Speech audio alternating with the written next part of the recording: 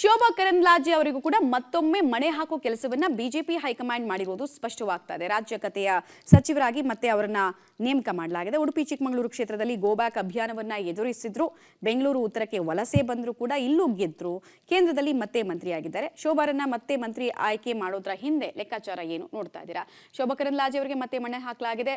3 ಕೋಟಾದ ಲೆಕ್ಕವನ್ನ ಇಲ್ಲಿ ಹಾಕೊಳ್ಳಲಾಗಿದೆ. ಅಂದ್ರೆ ಯಾವ್ಯಾವ ಕೋಟಾದ ಅಡಿಯಲ್ಲಿ ಅವರಿಗೆ ಸ್ಥಾನಮಾನ ಸಿಕ್ಕಿದೆ ಅನ್ನೋದ್ರ ಡೀಟೇಲ್ಸ್ ಈಗ ನೋಡ್ತಾ ಹೋಗೋದು, ಡಿಕೋಡ್ ಮಾಡ್ತಾ ಹೋಗೋದಾದ್ರೆ ಹೈಕಮಾಂಡ್ ಹೇಳಿದಂತೆ ಕೇಳಿದ್ದಕ್ಕೆ ಶೋಭಾರನ್ನ ಮತ್ತೆ ಪಿಕ್ ಮಾಡಲಾಯಿತು ಅಂತ ಹೇಳಲಾಗ್ತಾ ಇದೆ. ನೀವು ಇಲ್ಲಿ ನಿಂತ್ಕೊಳ್ಳಿ ಅಂದಾಗ ಅವರು ಒಂದೇ ಒಂದು ಮಾತನ್ನು ಆಡದೆ ಈ ಕ್ಷೇತ್ರದಲ್ಲಿ ಬಂದು ನಿಂತ್ಕೊಂಡ್ರು. ಮತ್ತೆ ರಾಜ್ಯದಿಂದ ರಾಷ್ಟ್ರ ರಾಜಕಾರಣಕ್ಕೆ ಬನ್ನಿ ಅಂತ ಕರೆದಾಗ್ಲೂ ಬಂದ್ರು.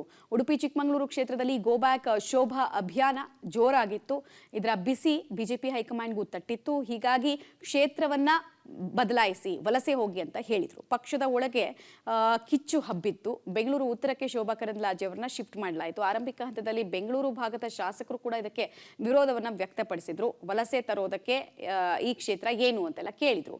ಗೋಬ್ಯಾಕ್ ಅಂದಿದ್ದ ಶೋಭಾಗೆ ಬಿಜೆಪಿ ಹೈಕಮಾಂಡ್ ಮಣೆ ಹಾಕಿದೆ. ಕಾರಣ ಅವರ ಎಬಿಲಿಟಿ, ಅಡ್ಮಿನಿಸ್ಟ್ರೇಷನ್ ಸ್ಕಿಲ್ಸ್ ಇದೆಯಲ್ಲ, ಶೋಭಾ ಕರಂದ್ಲಾಜೆ ಅವರದು ಅತ್ಯಂತ ಚೆನ್ನಾಗಿದೆ. ಇಂಧನ ಖಾತೆಯನ್ನು ಅವರು ಬಿಜೆಪಿ ಸರ್ಕಾರ ರಾಜ್ಯದಲ್ಲಿ ಅಸ್ತಿತ್ವದಲ್ಲಿದ್ದಾಗಲೇ ಅವರು ಹೇಗೆ ನಿಭಾಯಿಸಿದ್ರು ಅಂತ ನಮಗೆಲ್ಲ ಗೊತ್ತೇ ಇದೆ. ಸೊ ದಕ್ಷಿಣ ಭಾರತದ ಮಹಿಳಾ ಕೋಟಾ, ಕರ್ನಾಟಕ ಕೋಟಾ, ಹಾಗೆ ಒಕ್ಕಲಿಗ ಕೋಟಾ, ಇಲ್ಲೆಲ್ಲ ಅವ್ರಿಗೆ ಅಡಿಷನಲ್ ಫ್ಯಾಕ್ಟರ್ಸ್ ಆಗಿದೆ. ಎಲ್ಲಕ್ಕಿಂತ ಹೆಚ್ಚು ಅವರ ಅಡ್ಮಿನಿಸ್ಟ್ರೇಟಿವ್ ಸ್ಕಿಲ್ಸು, ಅಧಿಕಾರಿಗಳ ಮೇಲೆ ಅವ್ರಿಗಿರುವಂತಹ ನಿಯಂತ್ರಣ, ಕಾರ್ಯಕರ್ತರ ಜೊತೆಗಿರುವಂತಹ ಸಂಪರ್ಕ ಶೋಭಾ ಕರಂದ್ಲಾಜೆ ಅವರಿಗೆ ಪ್ಲಸ್ ಆಗಿದೆ. ಜೊತೆಗೆ MLA MLC ಆಗೆಲ್ಲ ಅವರು ಕಾರ್ಯನಿರ್ವಹಿಸಿದ್ದಾರೆ. ದೆಹಲಿಯಲ್ಲಿ ಸಂಸದರಾಗಿ ಸಚಿವರಾಗಿ ಕೊಟ್ಟ ಖಾತೆಯನ್ನು ನಿಭಾಯಿಸಿದ್ದಾರೆ. ಹಲವು ಯೋಜನೆಗಳನ್ನು ಜನರಿಗೆ ಪರಿಚಯಿಸಿದ್ದಾರೆ. ಇದೆಲ್ಲವೂ ಲಾಭ ಆಗಿದೆ ಅವರಿಗೆ.